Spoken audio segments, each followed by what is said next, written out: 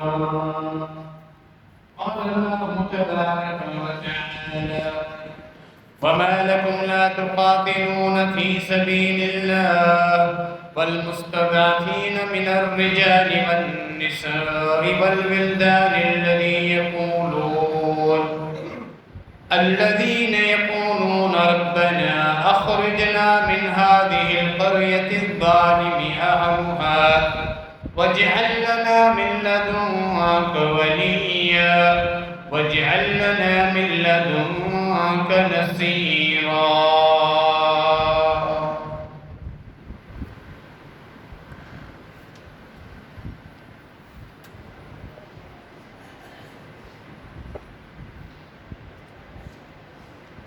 سورۃ النساء کی ایک آیت مبارکہ آپ کے سامنے تلاوت کی ہے۔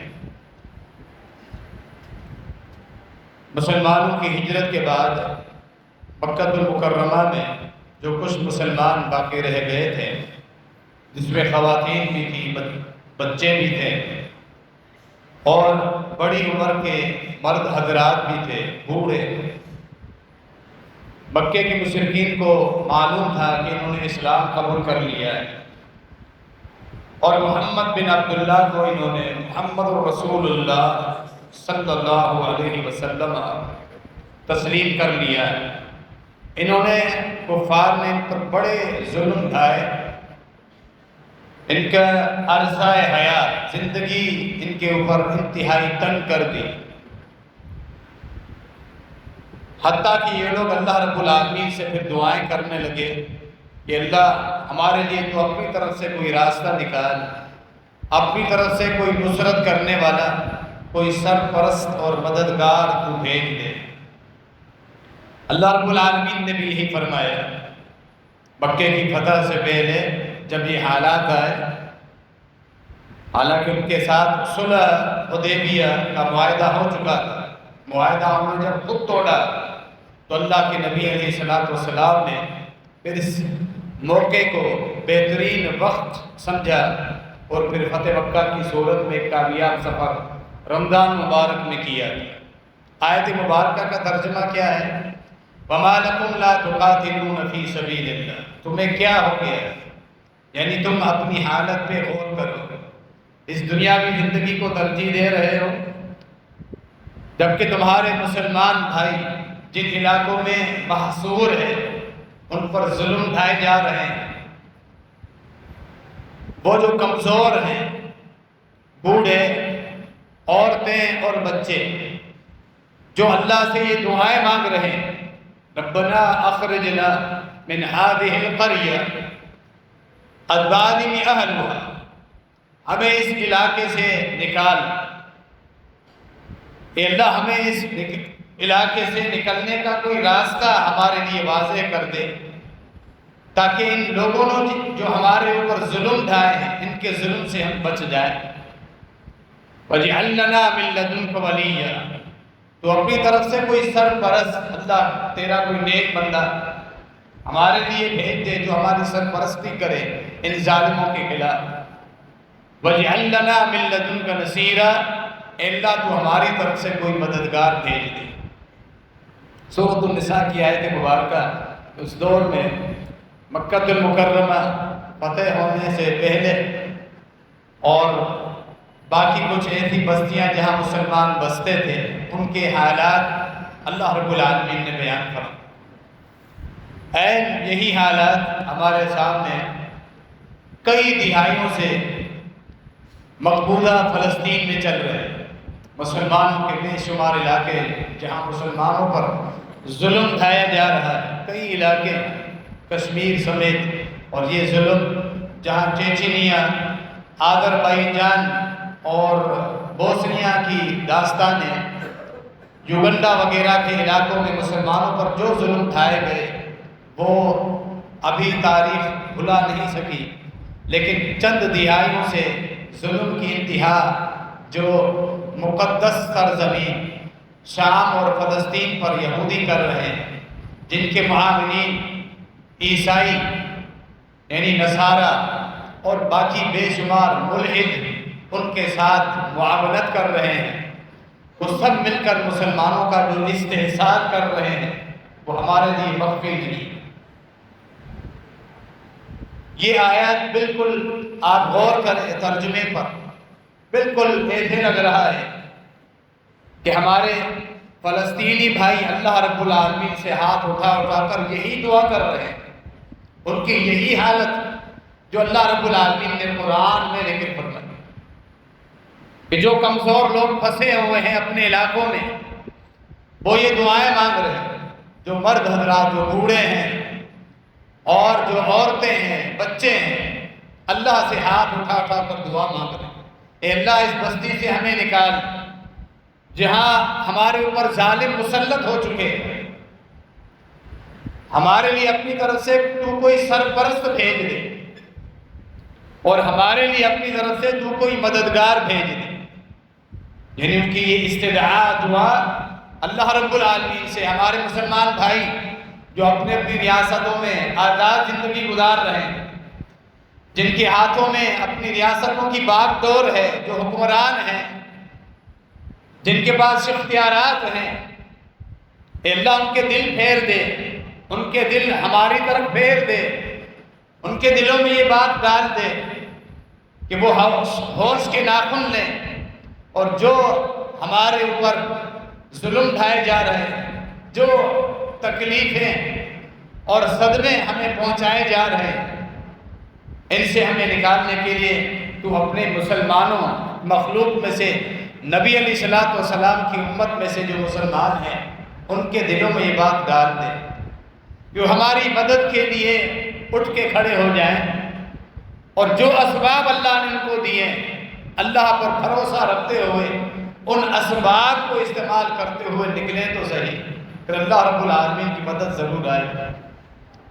یعنی بالخصوص جتنی بھی مسلمان ریاستیں ظاہر ہے، عوام جن کے سامنے یہ سارے ظلم کی داستانیں اور قصے ہمارے سامنے آ رہے ہیں کہ جن کو دیکھنا اور پڑھنا سننا بھی انسان برداشت نہیں کر سکتا، بالخصوص جس کا دل نرم ہو، جس کے دلوں میں اپنے مسلمان بھائیوں کے لیے محبت ہو۔ عوام کو اللہ رب العالمین نے یہ جذبہ دیا ہے سوشل میڈیا پر اور عام کچہریوں میں ان کی گفتگو، ان کی محفلوں میں موضوع سخن یہی ہے کہ اللہ فلسطینیوں کو اس ظلم سے تو نجات دے۔ مساجد میں دعائیں بھی ہو رہی ہیں اور کچھ ایسے تنظیمیں موجود ہیں جو کسی نہ کسی طریقے سے ان تک راشن وغیرہ زکوٰۃ کی صورت میں پہنچا بھی رہے ہیں، یعنی ان کو جذبہ ہے، لیکن وہ جب تک ریاستی طور پر حکومت کی طرف سے کوئی پالیسی نہیں آتی، اہل حدیث علماء نے حکومت پاکستان سے یہ معاملہ واضح کر دیا ہے کہ آپ حکمرانوں کی اجازت کے بغیر ہم پرائیویٹ جہاد کے قائل نہیں ہیں، نہ اس میں برکت ہے نہ اس کا فائدہ ہے، کہ جب آپ نکل کے کھڑے ہوں تو مت ڈریں کہ ہمارے وطن کا کیا بنے گا، وہ طاقتور ہے، وہ ہمیں تہس نہس کر دیں گے، بموں سے اڑا دیں گے، مت ڈرو۔ جب تم اللہ کے لیے نکلو گے تو اللہ تمہاری مدد کرے گا۔ ان یہودیوں کے اتنا ہی کافی ہے کہ تم نکلنے کے لیے کھڑے ہو جاؤ، خالی اعلان ہی کرو، تمہارے اس اعلان پر ہی وہ نمک کی طرح پگھلنا شروع ہو جائے۔ ہم اس قدر ڈرپوک ہو چکے ہیں، ہماری کرسیوں کے چھننے کا ڈر اور حکومتی ایوانوں کی ٹھنڈک اور وہاں کی آسائشیں چھننے کا خوف یہ کھائے جا رہا ہے کہ یہ آسائشیں اور مراعات جو ملی ہوئی ہیں یہ سب چھن جائیں گی۔ جہاد کا نام مت لو، اپنے مسلمان بھائیوں کا نام مت لو، حتیٰ کہ اللہ رب العالمین تمام مسلمانوں پہ رحم فرمائے جو ان کے اختیار میں احتجاج ہے، احتجاجی ریلیوں کی صورت میں جو کچھ وہ کر سکتے ہیں حکمرانوں کو جھنجھوڑنے کے لیے، ہوشیار کرنے کے لیے، تنبیہ کرنے کے لیے، کہ ریلیوں کی صورت میں وہ نکل رہے ہیں تاکہ حکمران کچھ توجہ دے، لیکن ان ریلیوں پر بھی پابندیاں، ان کے معاملات کو چیک کرنا، یہ سارے معاملات سامنے آ رہے ہیں۔ اللہ رب العالمین ہم سب مسلمانوں پہ رحم فرمائے۔ اللہ رب العالمین کے پیارے رسول خاتم النبیین جناب محمد الرسول اللہ صلی اللہ تعالی علیہ وآلہ وسلم نے مسلمانوں کے متعلق فرمایا، مثل المؤمنین فی توادہم وتراحمہم وتعاطفہم کجسد واحد۔ فرمایا کہ مسلمان سب، یہ ریاستیں تو پھر بعد میں تقسیم کر کے ہمیں بانٹ دیا گیا، تمام مسلمان کسی بھی دنیا کے کسی بھی کونے پہ رہتا، اس کا خلیفہ ایک ہی ہوتا ہے، اس کی ریاست ایک ہی ہوتی ہے، لیکن ہمیں ریاستوں میں بانٹ دیا گیا، ملکوں میں بانٹ دیا گیا، ملکوں کے حکمران ہیں، جمہوریت کے سسٹم میں ڈال دیا گیا، اصل مقصد سے ہٹا دیا گیا۔ فرمایا تمام مسلمان، ان کی مثال، ان کی آپس کی محبت، ایک دوسرے کے لیے جذبات، خیر خواہی اور نرمی کی ایک جسم کی مانند ہے۔ فرمایا جسم کے ایک حصے میں تکلیف ہو تو سارا انسان بے چین رہتا ہے، پورا جسم بے چین رہتا ہے۔ آنکھ میں تکلیف ہے تو دوسری آنکھ یہ نہیں کہتی کہ میرا کیا جائے، میں تو ٹھیک ہوں، میں تو آرام کر لوں گی، نہیں، پاؤں میں درد ہے، سارا جسم بے چین رہے گا۔ ہاتھ کی انگلی میں بھی تکلیف ہو، ایک پھوڑا ہی نکل آئے، انسان سو نہیں سکتا۔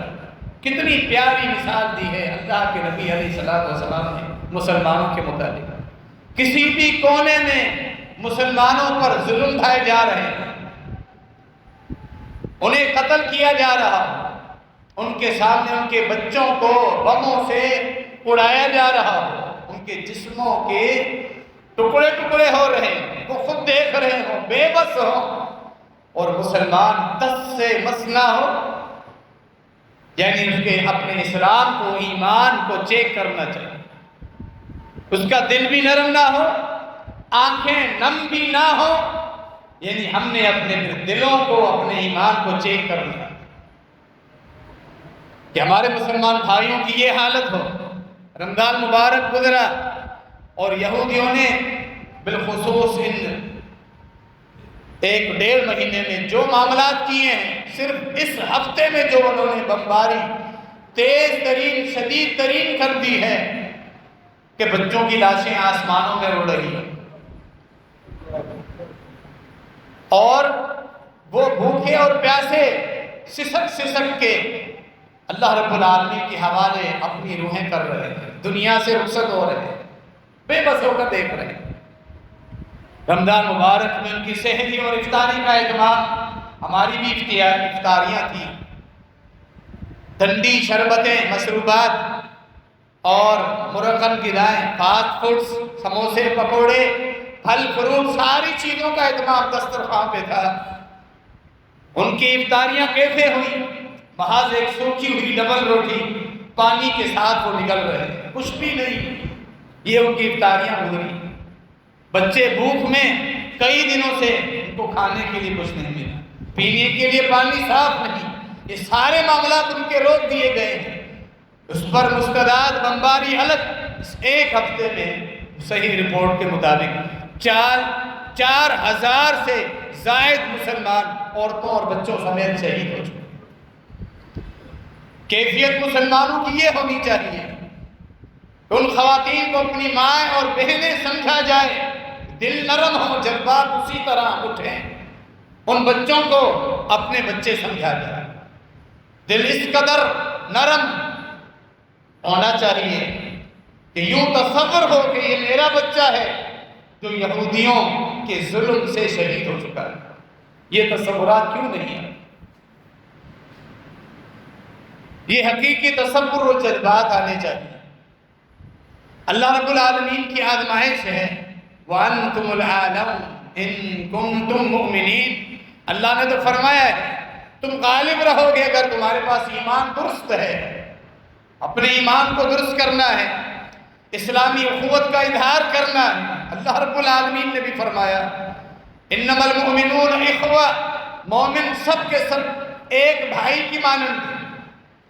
آپس میں وہ بھائیوں کی طرح ہے، دو بھائیوں کی آپس میں محبت ہوتی ہے، سگے بھائیوں کی، تمام اہل ایمان کی آپس میں محبت اسی طرح ہونی چاہیے۔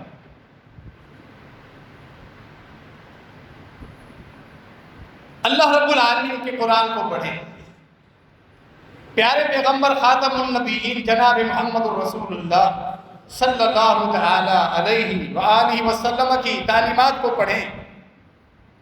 یہودیوں کے متعلق، ان عیسائیوں کے متعلق، جن کے متعلق آپ کو یہ امید ہے کہ وہ آپ کے خیر خواہ ہیں، اگر حکمران یہ سمجھتے ہیں کہ مشکل میں وہ تمہاری مدد کریں گے، جہاں تمہارے اوپر ظلم ہوگا وہ تمہیں نکالیں گے،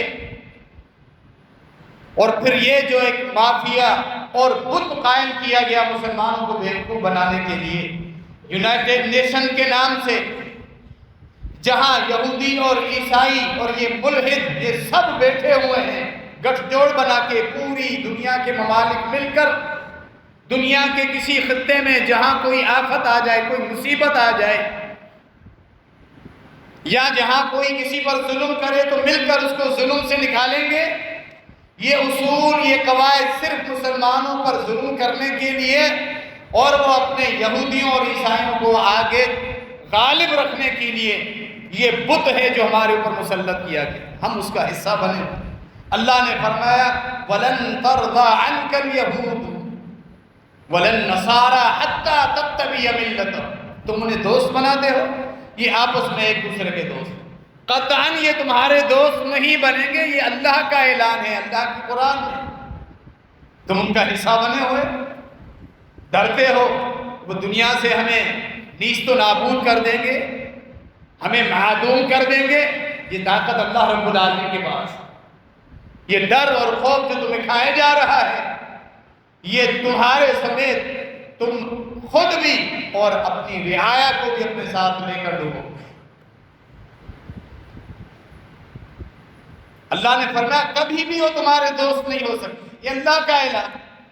فرمایا جب تک تم مرتد ہو کے اپنے دین سے، اسلام سے مرتد ہو کے ان کا دین قبول نہیں کرو گے، وہ تمہیں اپنا نہیں بنائیں گے، یہ اللہ کا اعلان۔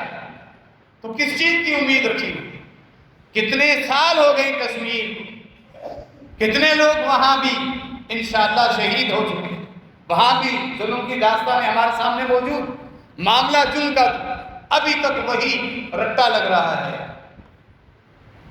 کہ یونائٹڈ نیشن کی قرارداد کے مطابق ہم مطالبہ کرتے ہیں۔ بچوں والی بات ہے، وہی جاہلیت، وہی ان سے امید، اس بت سے امید، یہودیوں سے امید، عیسائیوں سے امید، وہ آ کے کشمیر میں مظلوم مسلمانوں کو نجات دیں گے۔ وہی معاملات پھر فلسطین میں ہو گئے۔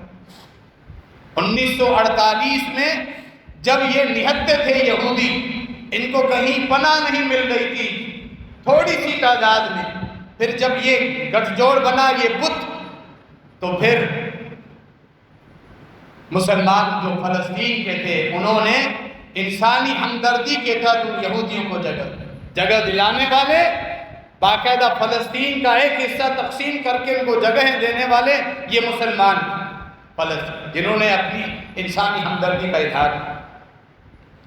اور یہ پلاننگ کرنے والے امریکہ، برطانیہ اور باقی اسلام دشمن ممالک سارے ایک ساتھ ایک گٹھ جوڑ یونائٹڈ نیشن کے نام سے، کہ دنیا میں جہاں بھی کوئی مظلوم ہو، کہاں کہیں کس علاقے میں غربت آ جائے تو ہم کو پناہ دینی ہے، اس بہانے یہودیوں کو یہاں پناہ دی۔ پھر انہوں نے جو اپنی آنکھیں دکھائی، پھر انہوں نے جو اپنے پر نکالنے شروع کیے امریکہ کی مدد سے، انہی جگہ دینے والے اپنے فلسطینی بھائیوں کو دھکیل کر تقریباً پورے فلسطین پر قبضہ کر لیا۔ یہ قدم فوراً 1948 کے بعد ان کو جب پناہ ملی، آگے ہی صرف 2 دہائیوں کے بعد 1967 میں 67 میں پھر انہوں نے اس کی طاقت کے بل بوتے پر جو پش پناہی ہو رہی تھی برطانیہ اور امریکہ کی طرف سے، باقی جو آبادیاں تھیں فلسطینیوں پر وہاں بمباری شروع کر دی، اور پھر انہیں ایک تھوڑا سا حصہ، چوتھا حصہ یا آدھا حصہ جو دیا گیا تھا، پھر صرف چوتھے حصے پر غزہ اور اس کے قریب قریب کے علاقوں میں فلسطینی مسلمان محصور ہو گئے۔ مسلمان حکمران اس عصر میں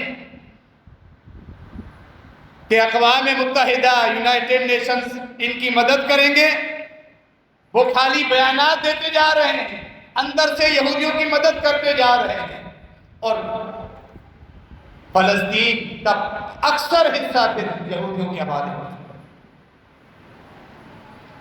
وہاں بمباری کر کے اسی وقت مسجد الاقصیٰ کا مرکزی دروازہ منہدم کیا گیا، ایک مینار بھی شہید ہوا۔ مسلمانوں نے، عوام نے وہی احتجاج کیے، حکمران خاموش۔ اقوام متحدہ کے آسرے پر ہم ان سے استدعا کرتے ہیں، اپیلیں کرتے ہیں، بس خالی زبانی بات، کچھ بھی نہیں۔ یہ یہودی اسی طرح ظلم کے اوپر ظلم ڈھائے جا رہے ہیں۔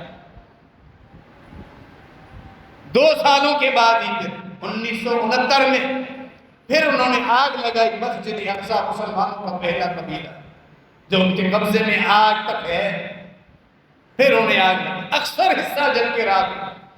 سلطان صلاح الدین ایوبی رحمہ اللہ تعالی چھٹی ہجرت کی 6 صدی میں ان عیسائیوں سے بیت المقدس آزاد کروایا تھا۔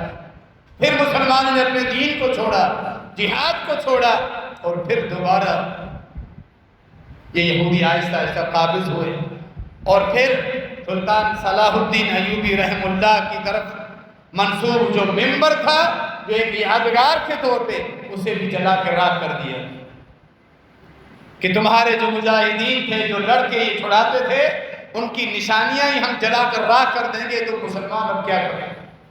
واقعتاً ہمارے ہاتھ کٹ چکے ہیں، جب اللہ سے ہم کٹ چکے ہیں، اللہ کے دین سے دور ہو چکے ہیں، ہم اپنے معاملات میں ہی پیچھے جا چکے ہیں، رب کو ناراض کر کے بیٹھے ہیں، تو اللہ رب العالمین کی یہ سخت آزمائشیں ہمارے اوپر گزر گئی۔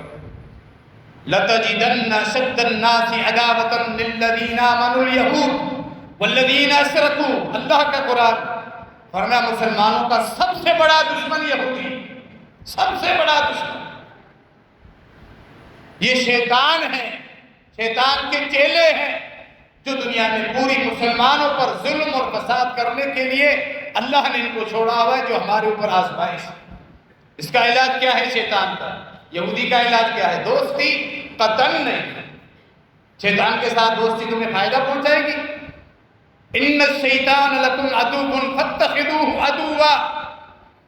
اللہ نے فرمایا شیطان تمہارا دشمن ہے، اس کا علاج یہ ہے تم بھی اس کے ساتھ اعلان جنگ کرو، اس کے علاوہ کوئی علاج نہیں۔ تم بھی دشمنی کرو، جو جو چیزیں شیطان کو پسند ہیں ان سے نفرت کرو، اور جن جن چیزوں سے شیطان کو نفرت ہے ان چیزوں کو تم اپناؤ، یہی تمہاری جنگ ہے۔ یہودیوں کے خلاف اعلان دشمنی کرو، یہی کامیابی ہے۔ انہیں خیر خواہ سمجھو گے، ان سے محبتوں کے بول اور محبتوں کے الفاظ کا تبادلہ کرتے رہو گے، نرمی اختیار کرو گے، وہ تمہیں کھا جائے گے۔ وہ تو پوری دنیا کو کھا جانے کے لیے تیار بیٹھے ہیں۔ ان کے عقائد، ان کے نظریات، ان کے ٹارگٹ اور ان کے جو عزائم ہیں وہ سنیں تو صحیح۔ ان کی مذہبی کتابوں کو تلمود وغیرہ پڑھ کے تو دیکھو، جس تورات کے تحریف اللہ کی آسمانی کتاب میں تحریف کرنے سے بھی جو بدبخت ڈرتا نہیں، وہ دنیا کی کس طاقت سے ڈرے گا؟ کہ ساری دنیا یہودی کے علاوہ جتنے بھی مذاہب ہیں یہ جانوروں کی طرح ہیں، کیڑے مکوڑوں کی طرح ہیں، انہیں روندنے سے ہمارے درجات بلند ہوتے ہیں، کہ ان پہ جو ترس کھائے، جن کے دل میں ترحم ہو، کسی بھی یہودیوں کے علاوہ۔ یہ تو عیسائیوں کے انہوں نے عارضی طور پہ فائدہ اٹھانے کے لیے دوست بنایا ہوا ہے، اندر سے سب کے دشمن۔ یہ یہودی اپنے یہودی کے علاوہ کسی کے نہیں، دھوکے میں ڈالا ہوا ہے سب۔ فرمایا سب کے، ان کو، عورتوں کو، بچوں کو ایسے ذبح کرو، ایسے روندو، ٹکڑے ٹکڑے کرو، جس طرح کسی کتے کو تم مارتے ہو، جانور کو تم مارتے ہو۔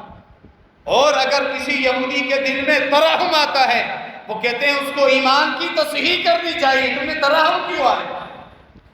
تم نرم کیوں پڑ گیا ان پر ظلم کرتے ہو؟ ان کے عقائد اور عزائم یہ ہے تم سمجھتے ہو کہ مذاکرات کر کے کچہریاں کر کے ہم کو آمادہ کر دیں گے؟ اے بھائی اب جتنا قبضہ کر لیا وہ کافی، آگے قبضہ نہیں کر، اس پر وہ راضی ہو جائیں گے، بس حکمرانوں کے لیے یہی رہ گیا۔ کب آنکھیں کھولیں گے مسلمانوں کے حکمران؟ ہم سب آزمائش سے گزر رہے ہیں، ہمارے دل ایسے ہونے چاہیے کہ یہ معاملات ہوں، بے چین ہمیں ہونا چاہیے۔ اللہ رب العالمین ان حالات پر ہمارے اوپر خصوصی رحم فرمائے اور مسلمان حکمرانوں کو خصوصی ہدایت دے، اس بارے میں سوچے اور ایک زبردست منظم طریقے سے اللہ پہ بھروسہ رکھے قدم اٹھائیں۔ جب وہ قدم بڑھائیں گے اللہ کی مدد ضرور نازل ہوگی۔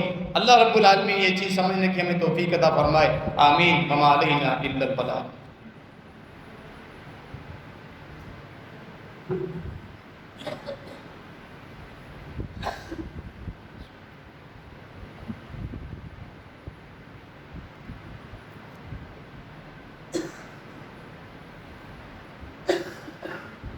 إن الحمد لله نحمده ونستعينه ونستغفره ونعوذ بالله من شرور أنفسنا ومن سيئات أعمالنا من يهده الله فلا مضل له ومن يضلل فلا هادي له وأشهد أن لا إله إلا الله وحده لا شريك له وأشهد أن محمدًا عبده ورسوله۔ عوام کے اوپر کیا ذمہ داری ہے؟ اس طرح کے حالات میں کچھ لوگ اہل باطل بھی، ملحد بھی اپنا فائدہ اٹھانے کی کوشش کرتے ہیں۔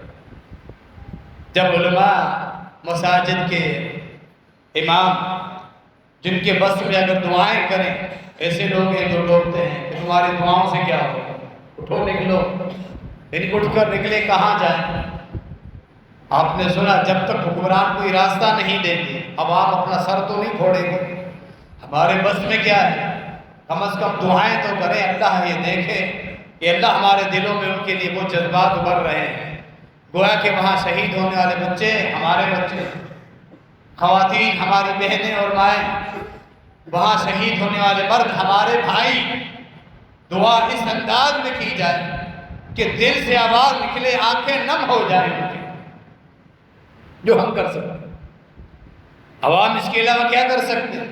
وہ جتنی کاروباری کمپنیاں ہیں جن کا کچھ پرسنٹیج یہودیوں کے ایڈوانٹیج میں جاتا ہے، ان کے اکاؤنٹ میں جاتا ہے، جس کی بنیاد پر وہ ترقی کر رہے ہیں اور اسلحہ، بارود اور جدید ٹیکنالوجی وافر مقدار میں وہ حاصل کر رہے ہیں، اس معیشت کی بنیاد پر، ان پیسوں کی بنیاد پر جو ساری دنیا سے ان کی خاص کمپنیاں، ان کی پروڈکٹس کا ایک پرسنٹیج ان کے پاس جاتا ہے۔ اور معلوم ہے سوشل میڈیا پر ایسے مسلمان ہیں ان کمپنیوں کے نام لے لے کر عوام تک پہنچا رہے ہیں۔ اب ہر عوام کے سامنے موبائل فون کی صورت میں چیز موجود ہے، فلاں چیز فلاں کمپنی کی، یہ یہودیوں کو اپنا پرسنٹیج دے، فلاں کمپنی، فلاں چیز، فلاں ریسٹورنٹ اور فلاں بسکٹ اور فلاں گھی کی کمپنی، فلاں چیز، ساری چیزیں مفصل میں ہمارے سامنے موجود ہیں۔ کوئی اگر یہ کہتا ہے کہ بھئی میرے ایک کے کرنے سے کیا ہوگا، یہ بے وقوفی ہے۔ آپ کے ایک کے کرنے سے آپ اپنے ایمان کی گواہی دو کہ آپ کے 1 روپے سے بھی 1 روپے کے اندر 100 پیسے ہوتے ہیں، آپ کا 1 پیسہ بھی یہودیوں کی مدد میں نہیں جا رہا۔ اپنے آپ کو تو مطمئن کریں۔ غزوہ بدر میں کچھ ایسے مسلمان نہ چاہتے ہوئے مشرکین کے ساتھ نکلے کہ اب اگر ہم نہ نکلیں گے تو یہ مشرکین ہمیں تنگ کریں گے، لڑائی کرنے کے لیے نہیں، وہ ساتھ نکلے۔ ان کے نکلنے کی وجہ سے لڑائی نہیں کی، لیکن مشرکین کی تعداد میں اضافہ دکھ رہا تھا۔ مشرکین اگر 1000 تھے ٹوٹل، ان میں اگر 1 یا 2 یا 10 یا 15 50 بھی مسلمان تھے، اس سے بھی ان کی نفری اور تعداد بڑھ رہی تھی، جس سے ان کے حوصلے بلند ہوئے۔ تعداد زیادہ ہو، فطری عمل ہے کہ دشمن کے حوصلے بلند ہوتے ہیں کہ ہمارے پاس نفری ہے، تعداد بڑی۔ ایک تیر آتا، انہیں لگتا لڑائی کے دوران اور وہ مرتے اللہ نے فرمایا میں ان کو سیدھا جہنم واصل کر دیا۔ سیدنا عبداللہ بن عباس رضی اللہ عنہ اس کی وضاحت کرتے ہیں، صحیح بخاری کتاب التفسیر سورۃ النساء، کہتے ہیں اس لیے کہ انہوں نے اب ایک نکل کر مشرکین کی تعداد میں اضافہ، وہ بھی کہہ سکتے ہیں میرے ایک کے نکلنے سے کیا ہو، میں اگر ایک کم ہو جاؤں تو اس سے تو ان پہ کوئی فرق نہیں پڑے گا، میں ایک بھی اگر ان کے ساتھ ہو جاؤں تو کیا ان کو طاقت ملے گی؟ نہیں، طاقت ملے گی، تمہارا حصہ شامل ہو۔ شراب پینے والا ایک آدمی ہے، واضح حدیث ہے، لیکن جو انگور نچوڑتا ہے اس نیت کے ساتھ کہ میں شراب بناؤں گا وہ بھی شامل۔ جو مٹکے میں شراب بناتا ہے بھلے پیے نہیں، جو جگ میں ڈالے، گلاس میں ڈالے، جو اٹھا کر دے، 10 آدمی شریک ہے، سب برابر ہے گناہ۔ یہ دین اسلام کا اصول ہے۔ گناہ میں جو تحمل کرنے والا ہے، چاہے پوائنٹس میں تھوڑا سا حصہ ہی ہو، اللہ کے ہاں وہ بھی برابر کا گنہگار۔ سودی معاملات، سود کھانے والا کھلانے والا اپنی جگہ، لیکن جو لکھ رہا ہے اسے کچھ بھی نہیں مل رہا، اس معاملے کو خالی لکھ رہا ہے، وہ بھی برابر کا گنہگار ہے۔ وہ بھی اپنی والدہ سے زنا کرنے کا مرتکب ہے جو خالی لکھ رہا ہے، سود کھا نہیں رہا، کھلا نہیں رہا، اور جو گواہ بن گیا وہ بھی اس کے ساتھ آتا ہے۔ یہ دین اسلام ہے۔ ایک آدمی کہتا میرے کرنے سے کیا ہوگا؟ نہیں، اپنے معیار کو اپنی جگہ رکھیں، یہ بہانے چھوڑو، بچوں کی باتیں مت کریں۔ اللہ جانتا ہے ہمارے دینوں کو کہ ذائقہ نہیں، معیار نہیں، اس ذائقے اور معیار کو قربان کرو اور گزارا کرنے کی کوشش کریں، کچھ تو اپنی طرف سے کچھ اظہار کریں کہ معیشت کا ایک حصہ ان کا ہم پیچھے لے کر آئیں جو ہمارے بس میں ہے۔ یہی تو آزمائش ہے۔ ہم کہتے ہیں ان چیزوں میں وہ معیار ہے، تو پھر آج بچوں کی بات ہے، خریدنے والا ریٹیل کے حساب سے عام دکان پرچون بچوں کی دکان، بچوں کی چیزیں بیچنے والا وہاں سے خریدنے والا نہ خریدے، ریٹیل میں بیچنے والے پر بھی لازم ہے وہ آگے ہول سیل میں اس کمپنی کی چیز نہ لے آئے۔ اللہ سوال کر سکتا ہے کہ مظلوم فلسطینیوں کے خون کے بارے میں بڑی باتیں کرتا تھا، تیرا پیسہ بھی شامل تھا، اللہ کو کیا جواب دو گے؟ ہول سیل والا جہاں فیکٹری کمپنی یا تھوک سے مال لے کے آتا ہے وہاں سے وہ چیزیں نہ لے۔ یہ چین بنی ہوئی ہے پوری کاروبار، ابتدا آپ سے ہوگی، پھر دکاندار، پھر تھوک، پھر فیکٹری والے، ہول سیل والے، وہ آخر بولے یہ واقعی ہم کیا کر رہے ہیں؟ یہ ہم عوام کر سکتے ہیں۔ جہاد کی باتیں بڑی بڑی، ذائقہ قربان نہیں ہوتا کہ وہ معیار نہیں، تو باتیں کیوں کرتے ہیں؟ فلسطینیوں کے بارے میں خالی ہوائی اوپر سے زبانی باتیں کیوں کرتے ہیں؟ دل میں جذبات ہو تو قربانیاں دو نا، ہم یہ قربانی دے سکتے ہیں، وہ تو قربانی دو۔ عوام کے اوپر کیا چیز لازم ہے کہ یہ معاشی بائیکاٹ جہاں تک وہ کر سکتے ہیں۔ پھر دوسرا، یہودیوں کے خلاف اتنا بغض ہے، نقش قدم یہودیوں پہ چل رہے ہیں۔ یہودی سود خور ہے، رشوت خور ہے، اللہ کا دشمن ہے، مشرک ہے، اللہ کے پیغمبروں کو اللہ کا بیٹا کہا، ان کے عقائد کو تو چھوڑو، اپنے عقائد کی تو پہلے اصلاح کرو۔ وہ دھوکے باز ہے، وعدہ خلاف ہے، اللہ کے گستاخ ہے۔ ہم جو دن بھر 24 گھنٹے رات اور دن کو اللہ کی گستاخیاں کر رہے ہیں، بہت سودگان کو رب کے اختیارات دے کر بیٹھے ہیں، وہ یہودیوں کے نقش قدم پہ تو نہیں چلے۔ سودی معاملات ہمارے اندر ہیں، حکمرانوں نے جو یہ بینک سسٹم سودی معاملات کیا ہوا وہ بھی گنہگار ہے۔ ہم نے جو اپنے اکاؤنٹ کھلوائے ہوئے ہیں، اگر سرکاری ملازم ہیں تو پھر اس کے دوران وہ بھی آزمائش میں ہے۔ جی پی فنڈ کے نام سے جو ہے اس میں باقاعدہ وہ نام لے کے انٹرسٹ شامل کرتے ہیں۔ کتنے سرکاری ملازم ہیں جو ریٹائرمنٹ کے وقت اپنا وہ سود چھوڑتے ہیں؟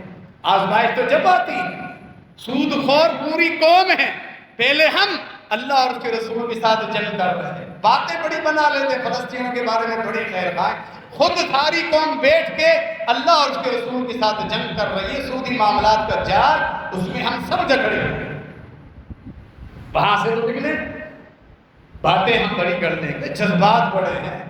پہلے بنیادی چیزیں تو ہم اپنی صاف کریں، کلیئر کریں کہ اس جہاد کا اگر حکمران اگر اس لائن پہ آ جائے، حکم دے دیں، پہلے ہم اپنی قربانیاں دے چکے ہیں، 5 وقت کے فرائض پورے کر رہے ہیں. جہاد بنیادی ارکان میں سے نہیں، بعض حالات میں فرض ہے، بعض حالات میں فرض نہیں. کہ بھی حالات بند ہے. نماز تو 24 گھنٹے ہر وقت جب تک زندہ ہیں 5 وقت فرض. ہم سے فجر کے وقت بستر نہیں چھوڑا جاتا. بڑے خیر خواہ ہیں مسلمان، جہاد کریں گے. حکمرانوں نے سارا قصور کیا، ہمارا کوئی قصور نہیں. فجر کے وقت بستر نہیں چھوڑتا ہم سے. اتنے سست ہیں ہم، جہاد جیسا مشقت والا عمل کریں گے. موت کی آنکھوں میں آنکھیں ڈال کر ہم لڑیں گے.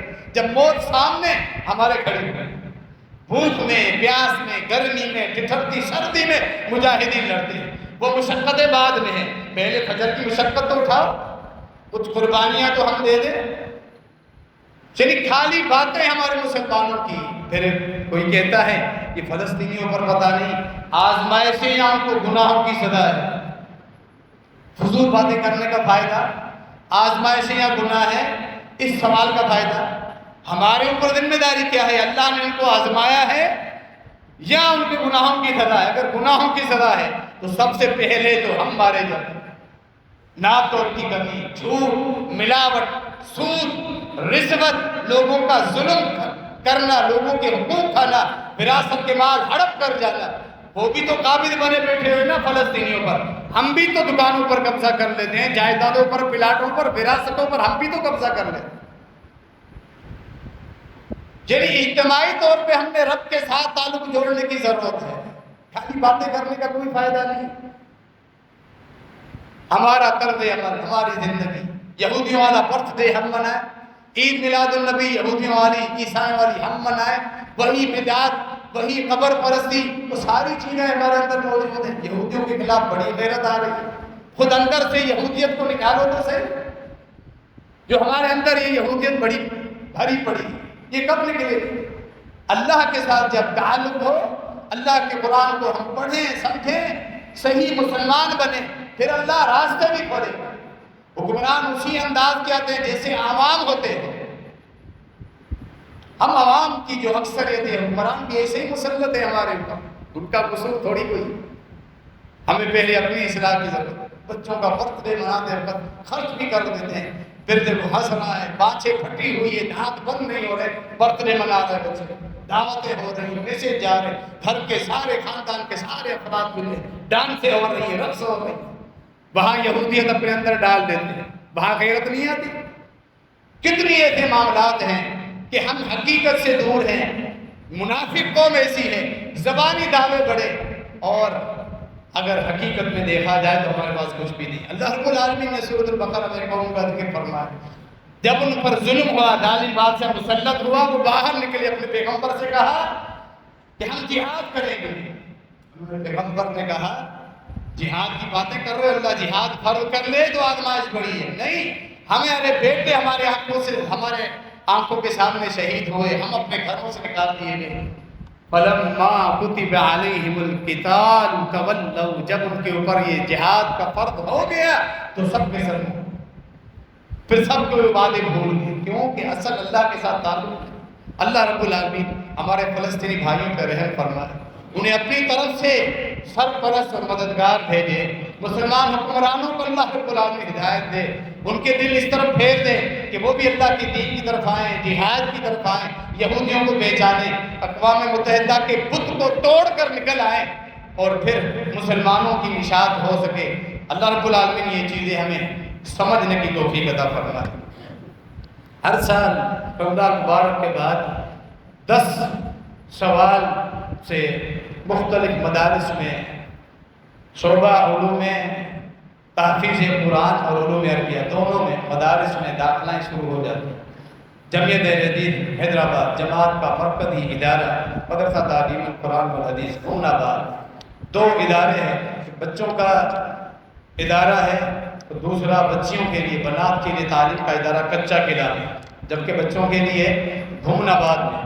وہاں کے داخلہ ہے. یہ جو اتوار ابھی آ رہا ہے 13 اپریل کو انٹرویو ہوں گے بچوں کے، اور کچے قلعے میں بنات کے انٹرویو ہوں گے، جہاں علم دین حاصل کرنے کا بہترین سنہری موقع ہے. بھون آباد اور یہ جو مدرسہ ہے بنات کا، اس میں جو کورس مرتب ہے، اس میں قرآن اس کا ترجمہ، حدیث اس کا ترجمہ، اس کی سمجھ، اس کی فقہ، عربی گرامر، اصول حدیث، فتویٰ نویسی کا طریقہ، اصول، یہ ساری چیزیں جو 8 سال پر محیط ہے۔ ایک بچہ فارغ ہونے کے بعد بنیادی چیزیں سیکھ کر باہر نکلتا ہے، پھر اس کے وہ اہل ہو جاتا ہے کہ لوگوں کو دین سمجھائے۔ انہی مدارس کی برکتوں سے یہ مساجد آباد، مساجد کے یہ مصلی اور یہ محراب، یہ ممبر، سب ان مدارس کی برکت سے آباد ہیں۔ ان کے ساتھ آپ ہر طرح کا دعوت کریں، اپنے بچوں کو وہاں داخلہ کروائیں کہ آپ ایک عالم دین کے والد ہو کر اٹھیں قیامت کے دن۔ کسی کاروباری سیٹ کے والد ہوں، کسی کرنل، جنرل، ڈاکٹر، انجینئر کے والد ہوں، وہ دنیا میں آپ کے لیے شرط ہے، آخرت کے لیے نہیں۔ آخرت میں جب سارے معاملات میں دولت ہوگی ہاتھ میں، نہ اولاد کام آئے، وہاں یہ اولاد جو نیک ہوگی یہ آپ کے کام ہے۔ آپ ایک عالم دین کے والد ہو، حافظ قرآن، ایک قاری کے والد ہو، یہ شرط ہونا چاہیے اگر آخرت پر ایمان۔ تو یہ مدارس کی برکتیں جن کی وجہ سے یہ مساجد آباد ہیں اور لوگوں کی اصلاح کا سلسلہ یہ جاری ہے کہ لوگوں تک حق پہنچانا، اللہ رب العالمین کی خالص توحید پہنچانا، نبی علیہ السلام کی احادیث جس میں ہمارے لیے زندگی گزارنے کا درست طریقہ موجود ہے، وہ ہم اہل علم سے سنتے رہتے ہیں۔ یہ علماء موجود نہ ہو، ہم سے ہمارا دین چھن جائے، ہمیں نہ نمازوں کا پتہ چلے، نہ حلال و حرام کا پتہ چلے، نہ رب کا تعارف ہم حاصل کر سکتے ہیں اگر یہ علماء ناپید ہو جائیں اس دنیا سے۔ ہمیں رب کا تعارف یہ علماء کراتے ہیں، علماء کی قدر کریں اور اپنے گھر میں یہ چراغ جلائیں، یہ چراغ اپنے گھر میں جلائیں جو آپ کو روشنی دیتا رہے آپ کی زندگی میں، آپ کی قبر میں اور میدان حشر میں بھی یہ چراغ روشن ہو۔ آپ کی اولاد خود ان کے سینے میں قرآن و حدیث کا بھی۔ 13 تاریخ جو اپریل کا دن ہے، صبح 9 بجے سے بچوں کے انٹرویوز ہوں گے، تو اپنے بچوں کو ضرور اس طرف لے کر آئیں تاکہ دونوں جہانوں کی برکتیں اولاد کی وجہ سے ہمیں حاصل ہو جائیں۔ تبلیغی پروگرام ہمارے استاد محترم فضیلت الشیخ مولانا داؤد شاکر صاحب آج خطاب فرمائیں گے۔ بعد جامع مسجد عیسیٰ بن مریم علیہ السلام اور مولانا